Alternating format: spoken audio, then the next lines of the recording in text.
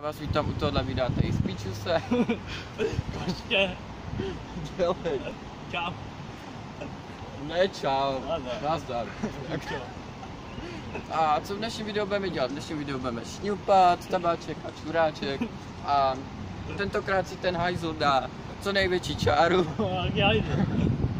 Takže jdeme do toho, ty první, ať nepodvádíš, jo? A dělej prosím, dělej. Jo. No.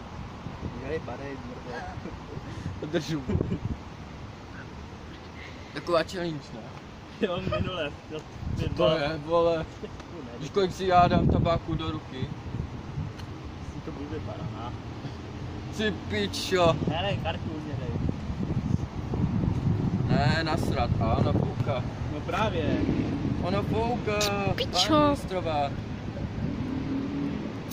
Jinak tady kameramanka se jmenuje Klára, odkaz na Facebook vám dám do popisku videa. Skání neustále manželí, vole. Takže budete rádi. No, nic se nezapomněl. No. Můžeš tam taky mluvit, jestli chceš. Nechce. Nechce.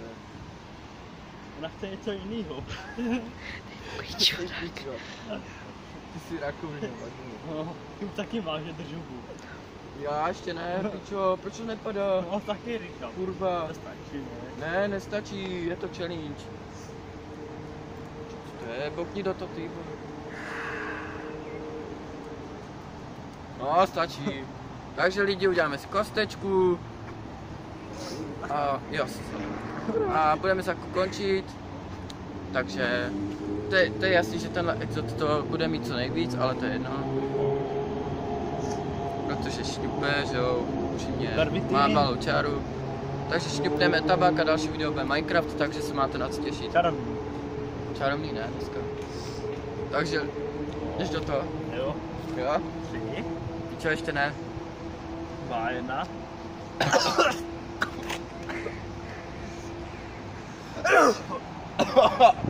Tvoj.